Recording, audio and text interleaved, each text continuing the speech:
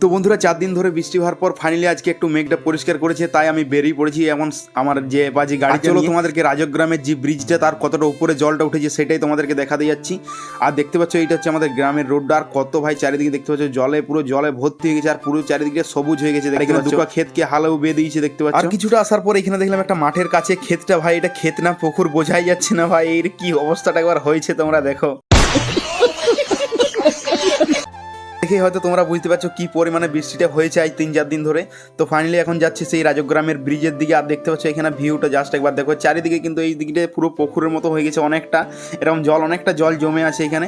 আর এটা হচ্ছে আমাদের গণগণেশ্বরীর মন্দিরটা, এটা হচ্ছে একটা ঠাকুরের মন্দির, খুবই জাগ্রত মন্দির। আর এখন যাচ্ছি চলো তোমাদেরকে দেখাই আনি রাজগ্রামের ব্রিজের উপরে কতটা উপরে জলটা উঠেছে।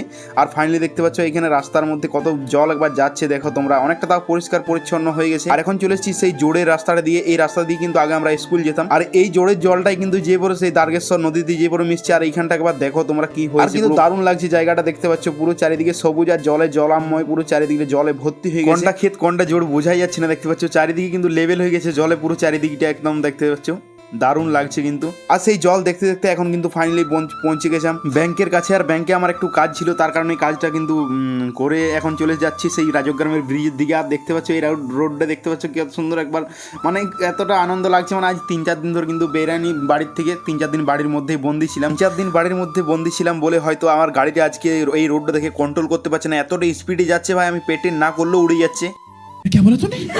আর এখন পৌঁছে গেছি সেই রাজগ্রামের ব্রিজের কাছে। আর ব্রিজটা দেখতে পাচ্ছ কিরকম ভিউটা জাস্ট একবার দেখো তোমরা, দারুণ লাগছে কিন্তু, আমার খুবই ভালো লাগছে।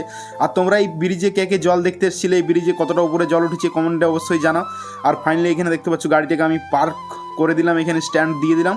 তারপরে এই যে ফাইনালি দেখতে পাচ্ছ কতটা জল উপরে উঠেছে একবার দেখো তোমরা। চলো তোমাদেরকে ভালোভাবে দেখাই কতটা উপরে জলটা উঠেছে। এবং এটা হচ্ছে বা সাইডটা, আমি যে সাইড থেকে এলাম সেই সাইড থেকে এটা বা সাইডে দেখতে পাচ্ছ কতটা উপরে জলটা উঠেছে একবার দেখো। এখনও পর্যন্ত কিন্তু একদম ভর্তি হয়নি।